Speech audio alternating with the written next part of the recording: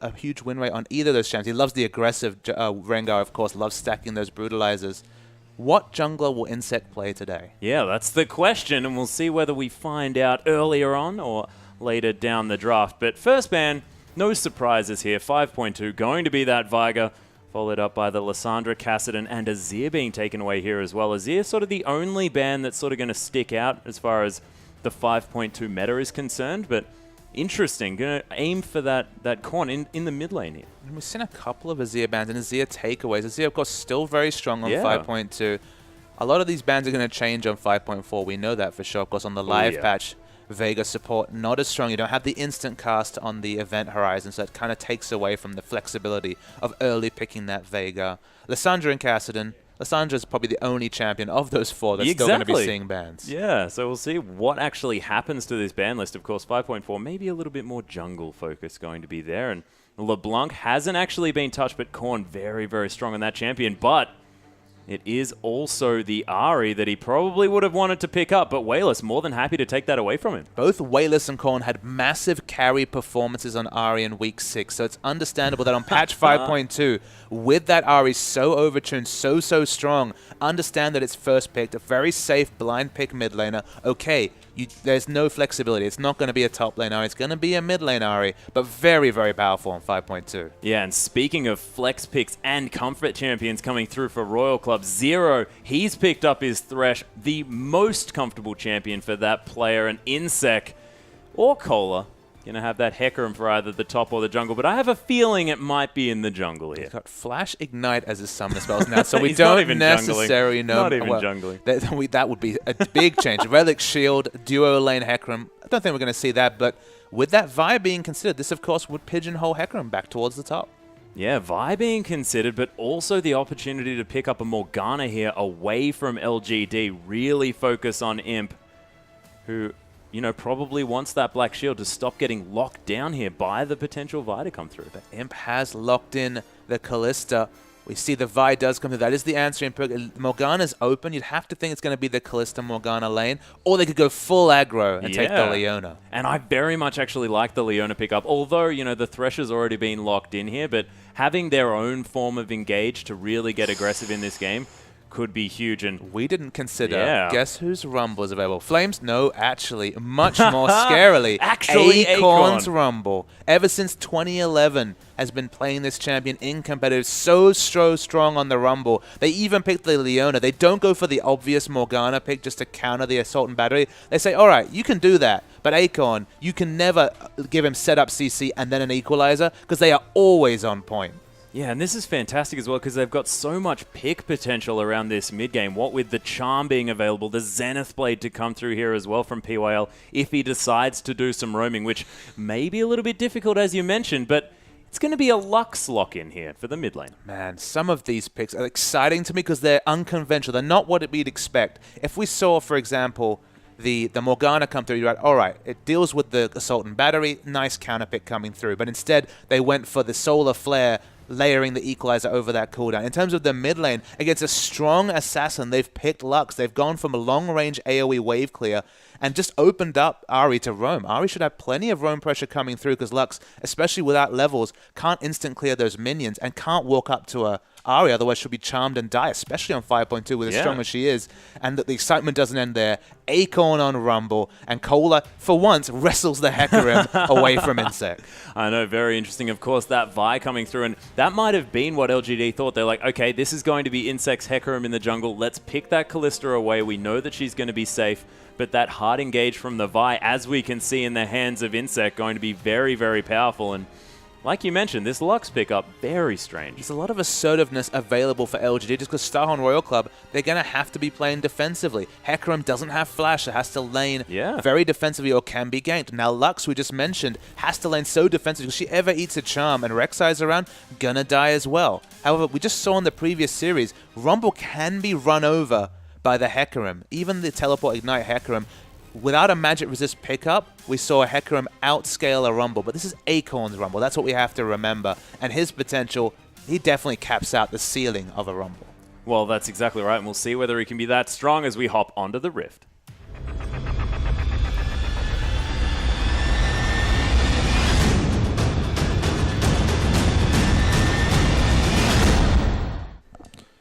Okay, hello again. Oh, hey, let's ladies get and into gentlemen. the game. We kind of want to get into the game.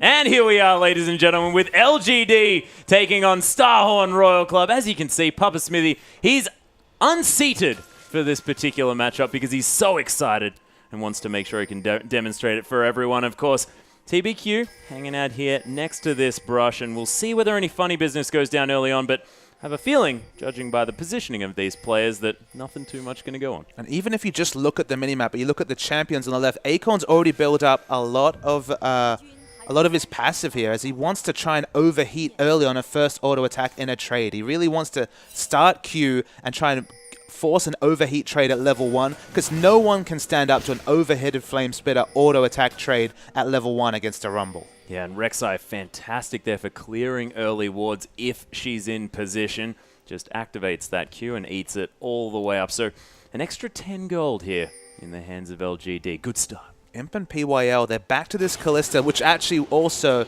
was associated with the start of the decline in fortune for LGD. So they've had a couple of extra weeks to workshop it. This lane matchup had kind of pigeonholed PYL into staying in lane, not being able to roam around the map, and he was kind of punished, both PYL and the team, for the lack of ward coverage that usually PYL would account for. It'd be interesting to see if they have new strategies to counter the fact that they're going to need the whole team to help with warding, not just the roaming support. Yeah, and their decision is actually to go for a bit of an experience advantage by taking away these Krugs here on the bottom side. Of course, TBQ, formerly, of course, Schwen, we did used to call him that, but I'm going to go back to TBQ for now. But he's going to be clearing away his Gromp. So Cola also about to die to the Raptors. So what did we learn about Cola taking Raptors level 1? He definitely can't full clear the camp, and he might die anyway. Yeah, so Strange did actually pop a whole bunch of that flask. Of course, going to regen as he heads back to base, and we'll see whether he teleports there into the top lane. Is just going to teleport to the turret. Hopefully, he doesn't miss out on too much, but that is still 3 CS, and those little popcorn chickens still worth a bit of gold. Yeah, I feel like he'll be a couple of creeps ahead, but in the bot lane, we're seeing some very aggressive trading. I don't think Will's going to fall, but he lost out to level 2. Yeah, and actually, oh my goodness, the damage to come through from him just bounces away from it, and first blood in a 2v2 situation goes to Kalista? Yeah, Zero only had Flay available, didn't get the right amount of displacement, you think, and actually allows him to get the last few auto attacks. And you're right, Graves should be winning this lane really importantly at level 1, but with that extra level 2, they just didn't account for the experience they entered lane with. Yeah, really beautiful stuff coming through from LGD and capitalizing on that Krug start early, and Royal Club just not respecting it. And you talk about matchups, you talk about theory, but when we get a level 2 kill for Imp, there's definitely a real possibility that Imp could run over this lane. Yeah, and we've seen this Graves-Kalista matchup go all sorts of different ways, but most of the time Graves has been successful after a lane swap. Gets to that level 6 mark, then these players have to go back down to the bottom lane into the 2v2 situation, protect for that dragon, as Schwen's going very aggressive here in the mid lane. Of course, TBQ coming through with that unburrow, but not going to find too much. But they get a flash out of Korn, and that is very important on this immobile Lux. Well, you thought Korn had to position safely before because of the threat of Charm. So much safer now, and there's the flash. Yeah, there's the flash unburrow to come through here as well. PYL pays a visit to the mid lane, and they pick up yet another kill. LGD, this is a reinvigorated team. They're on form. The aggressive rotations across the map, and now suddenly you look at a big hole in this comp of Star and Royal Club. They needed to play passively early if they wanted to get just the matchups navigated, and it's only getting more so now. Yeah, Wayless actually finds Insect here as well. Orbital Deception going to hit just once there. But, I mean, this is what happens. Of course, Imp gets an advantage to the point where he can stand in lane on his own, and PYL just makes plays. Absolutely, and it just changes the texture of this game extensively when Kalista's the one that actually runs the bottom lane. When Graves has to play reactively, it's going to be much like Candy on Corki last game, who had just had to seed lane to a Graves. Graves should never be seeding lane to a Kalista.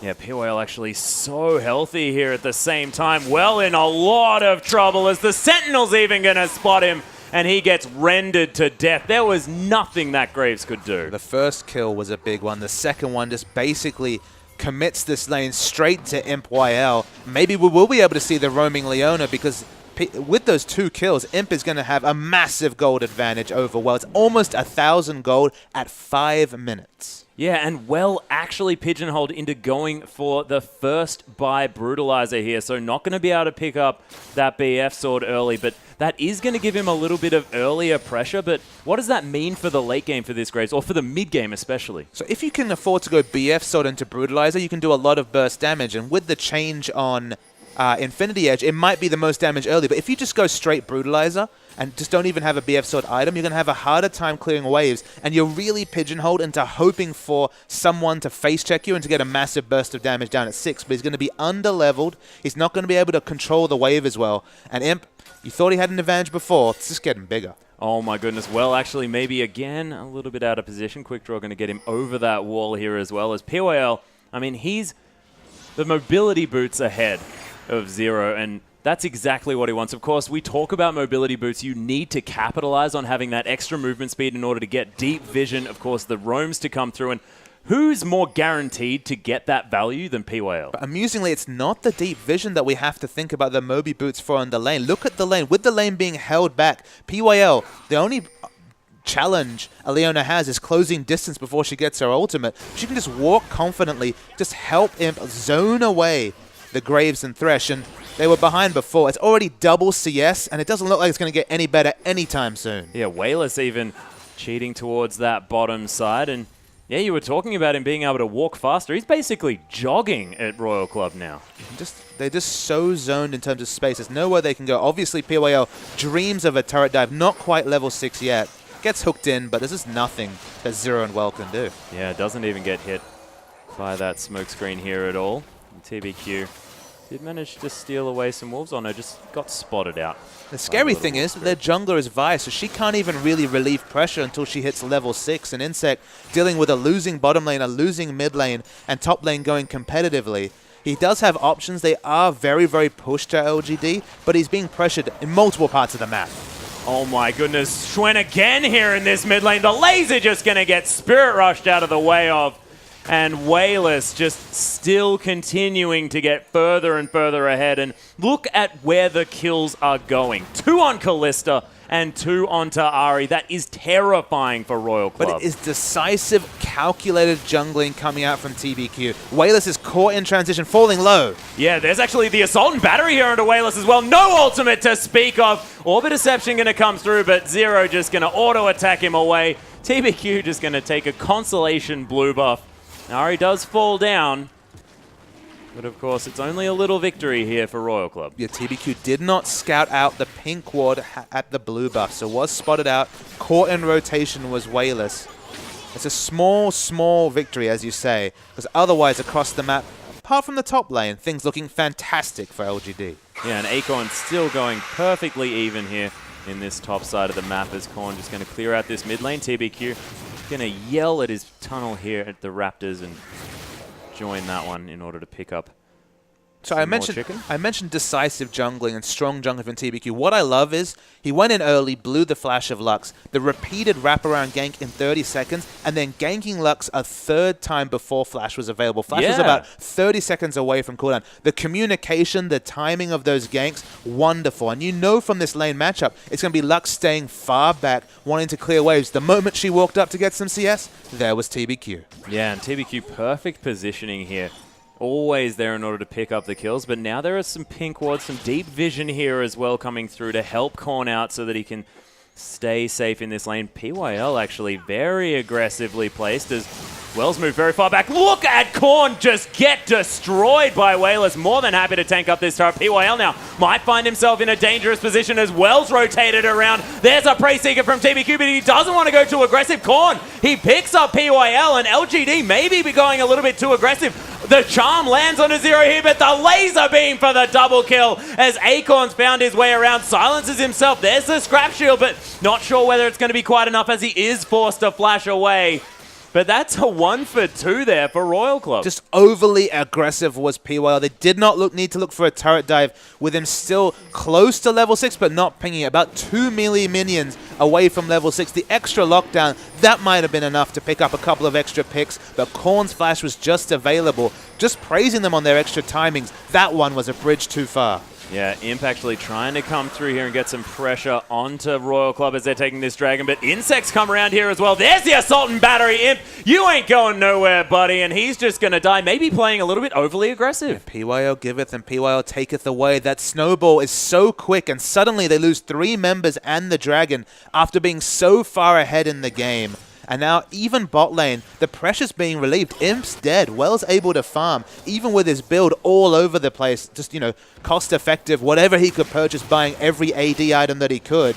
He finally gets to farm and close what was previously a 40 CS lead. Yeah, well, able to dig a lot of things, and he's got some swords here as well in his back pocket. Flat AD, though, works out quite well here for Graves. It's not going to be a Last Whisper rush, at least I hope not, coming through. But he's going to work towards an Infinity Edge. He's going to work towards his other items. He can't stand up in a trade to the Imp yet, but look, if Imp dies in transition a second time, buys more time for Graves to farm. He's not the hyper carry that Imp is, but he'll be useful in a fight. The burst is still there. Yeah, and Korn very happy with that double kill that he picked up as well, able to clear out some waves a little bit more effectively as TBQ's looking for Cola. Dark Passages there from Zero, who always seems to be in the right position to help out his team.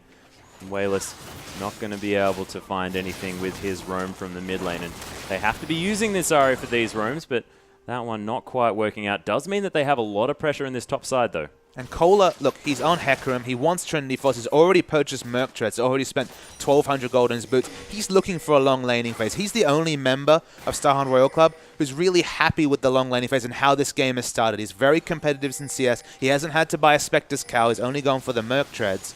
But he's not looking to group, so that's why LGD trying to push down his turret and just force advantages early while they have the Equalizer and Acorn to back them up. Yeah, mid lane turret is under a little bit of pressure here, but going to be moved away from here from Wayless, who really wants to find something to do around this map. Capitalize on his early Morellonomicon double Doran's Ring purchase. Answered by Korn pretty effectively here, of course. Only 400 gold down as far as that item is concerned, the extra Doran's Ring to come through. So he's still doing absolutely fine, and we'll see whether this Lux can be helpful in the late game. Of course, that shield goes pretty underrated. But the issue is that Korn has to position so safely against Wayless and all the roams that are coming through, with the laning phase ended so early in the bottom lane. And we've already mentioned Hecarim wants to be defensive. He wants a long laning phase as well. So they have significant passivity in both their top and mid lane matchups. And they've got a Graves who's just trying to find farm wherever he can. He's actually killing the Wolves right now because he just doesn't have the ability to enter long lane and farm. Well is falling further and further behind, and with an emergency build, you have to say, the Brutalizer into the pickaxe is certainly not a snowball choice from him. He's just going to fall further behind if they can't find a safe place for him to farm. Yeah, TBQ going to head towards this tunnel near the Gromp, and they're going to start the steal of another blue buff here. Here's LGD. Wayless finding his way actually into the blue buff pit, which is definitely going to help him out as far as getting caught is concerned. They still do have a little bit of a lead. Scrying all going to be used by Well here. And Acorn pressuring him at the same time. And as you mentioned, I mean, this Graves unable to catch a break in this game. You can understand why Acorn is rotating after watching the previous series, where if you just sit in a long laning phase and let Cola get to that Trinity Force spot, which in terms of a 1v1 laning phase, Rumble just not able to run over a Hecarim, too tanky, too much spell vamp coming through from the Spirit of Dread W, you might get outscaled into the late game. LGD trying to get as many advantages in the early game as possible, and you have to say it's been minimal. It's only been a turret, and they didn't even pick up the first dragon either. They need to double down on picking up some of those early game structures, those early game dragons. Otherwise, you do risk a massively farmed horse in the late game. Yeah, and of course, actually, Royal Club capitalizing beautifully on poor positioning from LGD in order to pick up that dragon, and that is a massive boon for them because LGD looking to try and keep pressure on this game, and Royal Club, they can sit back and just say, we got our first dragon, this is fine. The rest of them, until that fifth, aren't going to be as important, and we can just farm it out. Cola can get huge. Korn can build a Magize and pick up every assist on the map and then be able to delete people instantly, and well, he can find his way back into this game. And with the Assassin nerfs that we've seen, of course, this is 5.2, so Fizz has already been nerfed on this patch. Ari will be tuned down in future patches. Lux just becomes more and more of an attractive pick, but everyone's coming to kill Well. Speaking of attractive picks, Well is looking very attractive here on this bottom side. Zenith Blade not going to land, but Well I don't know where you are going to go, my friend, because there are a lot of members of LGD looking to pick up a kill. I mean, interestingly, they could have left that kill to 4 members of the team. Only Ari not rotating bottom. They choose to give it to Akon, moves him towards the Zhonyas. You'd have to think a little bit quicker. They did not leave it for him. Yeah, 50 seconds on this Dragon. This top outer turret going to go uncontested here for Royal Club as they make use of a poor situation. And turret for a kill, especially a kill going to a player that's already fairly behind, you have to say. It's going to work out quite well unless this inner turret goes down on the bottom side. The mid turret is also very, very low. They're finally going to be able to pick that one up. It forces Lux to go even further back and position even more defensively with all the roams and pressure PYL's been put into the mid lane. And as you mentioned, strong damage coming to the inner bot turret as well. Yeah, and Imp really liking this Bloodthirster start here. Of course, used that last on his Lucian as well. Now it seems to be just a flavor pick for Imp. Just really likes having that extra shield, the extra lifesteal as well. Well, he's going to have double shields. Of course, Lux potentially going to get a shield onto him in a team fight. But the one thing it means is he could, well, as we see, the solar flares flashed away from Zero. But the one thing you can say about the Bloodthirster is that the significant thing for him is there's a lot of gap close coming through from Star and Royal Club. They've got Hecarim and Vi going to be straight on top of Imp in every fight. So a bit more defensive stats, a bit more lifesteal. That could be very necessary in the next fight. Oh yeah, and we'll see whether Imp does decide to go for that Blade of the Ruin King on top of it. Of course, the double lifesteal items just to keep him as healthy as possible as long as he's auto-attacking. And you have to think that POL going to want a Mercurial Scimitar, Mikhail's Crucible, I'm sorry, at some point in order to keep Imp safe. And especially when he's going to get locked down by Insec almost every time. I mean, the lockdown is significant onto Imp. He's going to need every defensive option and the defensive peeling coming through from Leona. Leona wants to build tanky because she prefers to be a frontline initiator rather than necessarily a peel support. In fact, in terms of peel, LGD have got almost nothing for Imp, so Imp's going to have to be fairly self-sufficient. The Bloodthirster Shield, that's the beginning. Of course, it scales with levels, so it gets stronger as we go on. And as you mentioned, maybe it has to be the more defensive build. You know, the Blade the Ruin King into the Hurricane, perhaps, just to try and do consistent damage, but can't really focus on, say, the Infinity Edge, Static Shiv, Last Whisper, standard 80 carry build, because he just doesn't have the peel to continue to do that damage in a fight. Yeah, and I mean, it's going to be very, very difficult for Korn. I mean, thinking about this Lux pick again, just in response to the team comp that's been picked up, especially when the carries, for this team are going to be a Callista and an Ahri.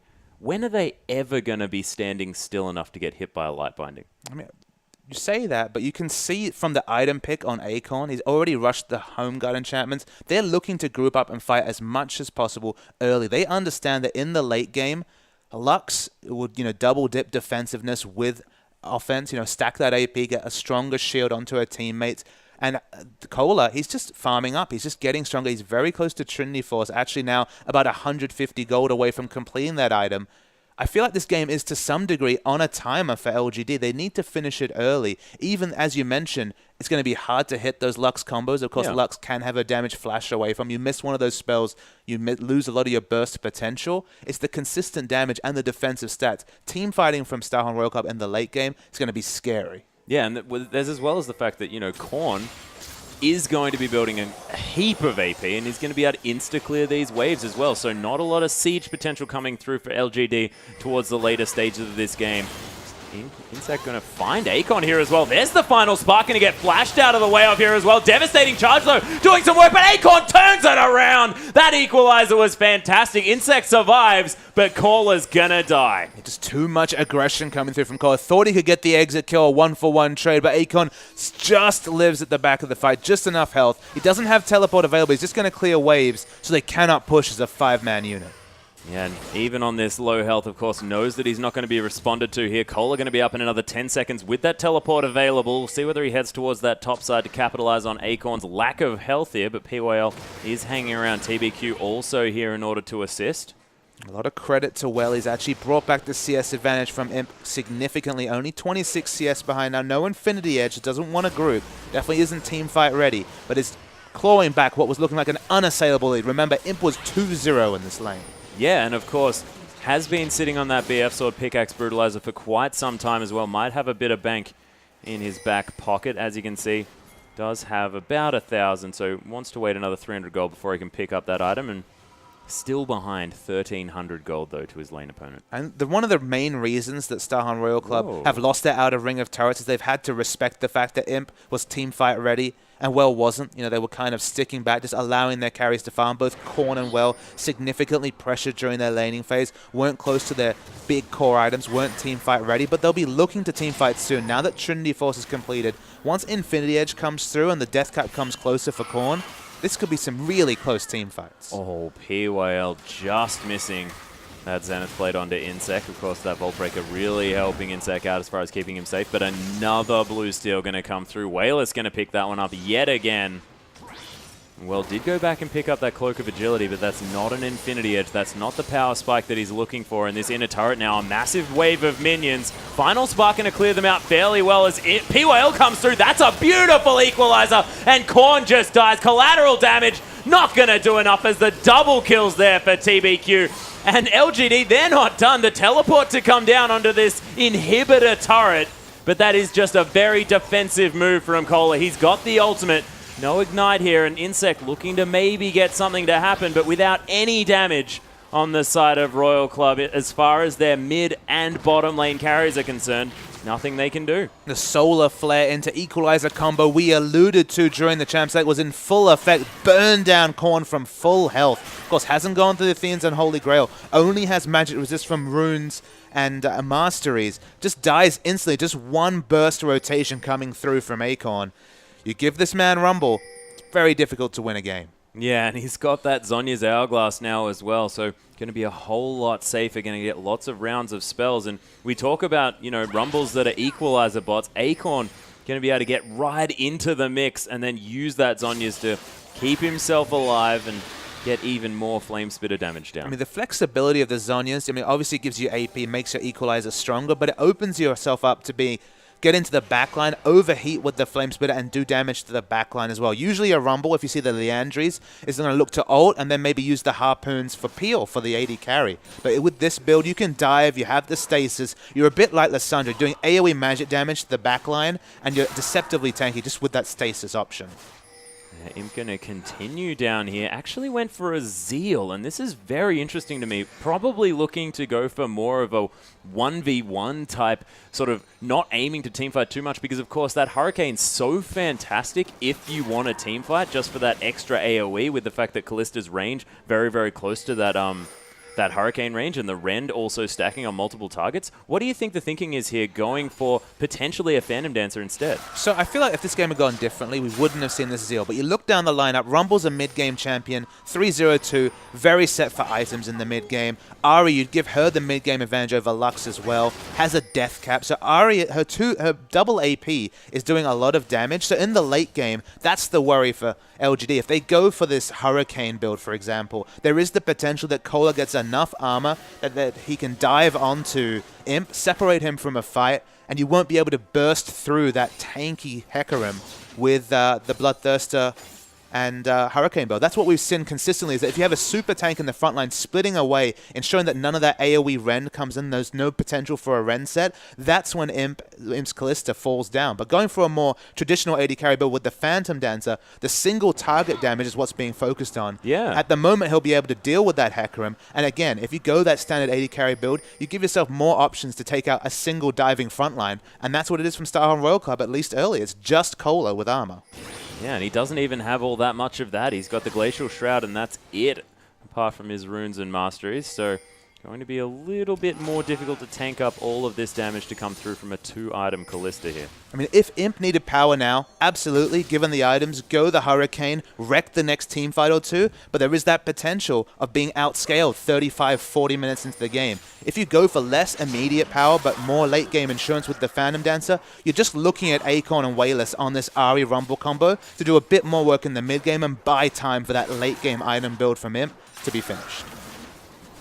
Now turning his attention to the Gromp here on the bottom side. That inhibitor turret is still exposed. In a turret in the mid lane going to be defended as the Dragon. It's come back up, and you have to think that LGD got a monopoly on this particular objective. I mean, Royal Club needs setup for their fights. They need Lux to be sitting at the back, doing damage from 1,000 range. That's why you mentioned the Medjais. Her positioning is usually so conservative that you can pick up the stacking item and live, much like maybe a Janna from support would. So given there's only the second dragon, you don't really need to compete for that second dragon. It only really is a window towards the third and eventually the fifth coming through from LGD. So leave it down, try and get some sort of advantage in this next 6 minutes. You know, look for some wards, look to contest. You need to contest the next one, but for now you concede most of the objectives. Just no Baron giveaways. Yeah, you probably don't want your enemy team, who struggles with Siege as it is, to be able to pick up that Baron, and we'll see whether Royal Club can actually manage to take this one down. Cola's going to find Acorn here on the top side. There's the flash into the Vault Breaker, finds its target, the Equalizer. Acorn goes for the turnaround, didn't even Zhonya's, because he wasn't going anywhere. Royal Club, they pick up a kill, but they might lose some objectives for this one. Wayless in the mid lane, Imp in the bottom lane here as well. Well, unable to do anything to answer this one, and Wayless almost takes down this inner turret. Oh, the flash into the charm, but doesn't quite find it. Korn just gets torn apart by Wayless's damage. There's the Prey Seeker. Orbit Deception doesn't find him. Flash out of the way of that Solar Flare as well, and they can't quite find it, but that's a lot of summoner spells down. I mean, the consistent damage of this reworked Ahri is so insane. A lot like an AD carry, to be honest. It's not the first burst you have to respect, although it almost instant killed Korn. The continuous rotations with those short cooldowns on the Foxfire and the Orb of Deception need to be respected as well. 2 targets limp away from the battle with summoners used, and Wayless, that death cap, okay, if he makes a mistake, he doesn't have the stasis to reset, but the damage has to be respected. Oh, yeah, and it's actually even items here between Korn and Wayless. Of course, Wayless going to be sitting on a little bit more gold, you have to think, of course, with that 50 CS advantage. The extra couple of assists here as well. Probably got a bit in his back pocket, not to mention 5 turrets to 1, which is a lot of global gold here for LGD. They do have a 7,000 gold lead. And Royal Club looking to try and get back into this one. Of course, they do have some hopes in the late game, but with the likes of Imp sitting on this Callista here as well, things looking dangerous. He has picked up the Alacrity enchantment, going to be bouncing around a lot more effectively, and the pickaxe now as well. So looking to go very, very standard with this build, but not really bothering as far as the crit enhancement with that Infinity Edge is concerned. Yeah, without the peel, it's Operation Kill the first target that dives at me. Whether it's the Vi or the Hecarim, you know it'll be one or the other, or both potentially. He wants to live through the burst and have enough damage to be able to take down those divers, because he understands nobody on his team is looking to peel from him. He won't live long enough to spread damage or to skip past the tanks. So I like the build. I like the adaptation. I also liked it when STYZ pulled out a very similar build against the double dive coming through from Vici last week. So again, moving away from this pigeonholed Hurricane AoE build, moving away from the Ren sets into just being a standard AD carry, I think it really helps Imp in this case. Yep, Solarflare going to find Zero this time though. No flash to get him out of it, and Imp makes short work of the support player. This might mean a Baron if LGD really want to go for it. You know they do, Atlas. Yeah. If they pick up this Baron, Star and World Cup are in a lot of trouble. They have good wave clear, but against Baroned up mid, it's going to be so hard. But for now, they've taken the turret bottom. They need to contest soon. Yeah, I don't think they're even going to go for it. Of course, Callista so much lockdown, and that steal not going to come through. Of course, Final Spark getting some damage down to the members of LGD. It's going to be difficult for them to fight. But look at the Equalizer there, and Insect just gets picked to death. That was ridiculous. The pick power of the Equalizer is not something we have to refer to, but it's Acorn. The sniper sights are on. They pick up the exit kill on Insect. He's dead, and they're going to try and push in, even with a poor siege comp, as you mentioned it. Not a lot of range on either of their carries. With the bound up minions, it's going to be very hard to defend. Yeah, and look at the tankiness of these minions here as well. Imp just happy to go very deep into this base. Tears apart the turret. Cola now looking to try and defend this one out, but the inhibitor already down to half health. The Onslaught of Shadows is in there. Imp just focuses down Cola, and he just dies. Oh my goodness. Zero gonna follow up as well, and this is the power of the single target focus Callista. Absolutely completely tuned for single target damage and explodes Cola. He has 2 armor items, but not an armor stack.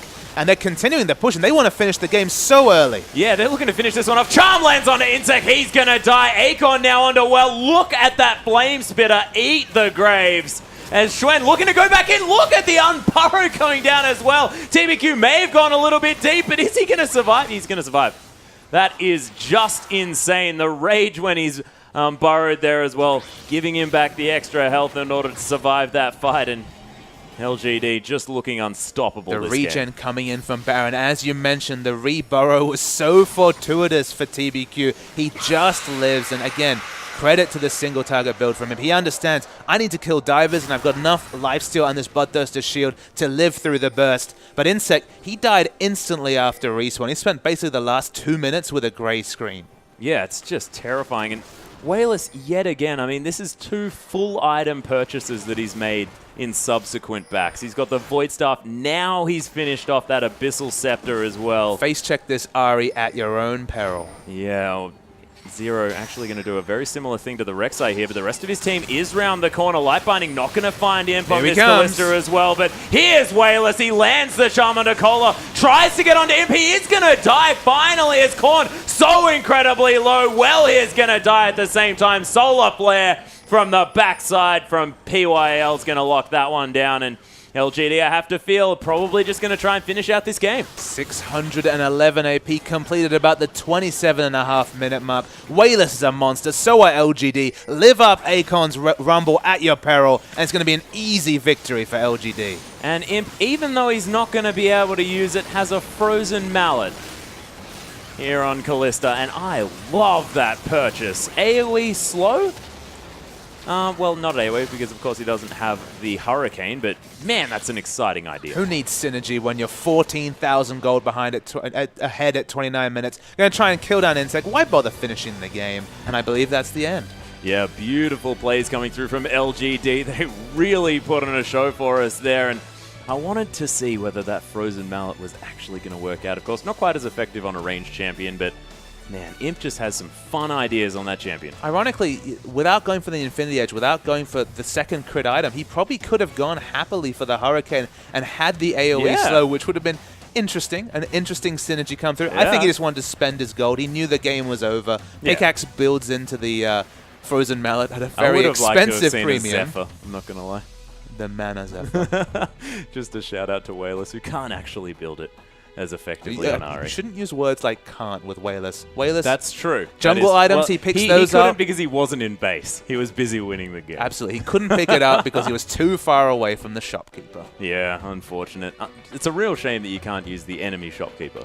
Otherwise, he probably could have gone in and done that one. But definitely a great performance from LGD. And we'll see whether they can follow it up in the second match. Because, of course, Royal Club, they showed some skills there towards the mid-game. But it was just the early snowball, the 2-0 on both of the carries very early on from LGD that really put them in a position where they could just win the game. And probably the most interesting thing for me to note, having watched those last 2 games in a row, Rumble versus Hecarim for a second time, Akon understood what to do. If you just sit in lane and watch Hecarim farm a Trinity Force, you're going to have a bad time. But if you get those early home guards and just use your teleport, use your team fight, starting team fight, ending equalizer, depending on which team fight that game, and just win advantages, allow the enemy to seed advantages across the map, you can win the game before Hecarim's ever a relevant threat. Yeah, exactly. And POL managing to roam this map yet again. But we'll see whether LGD can close out the 2-0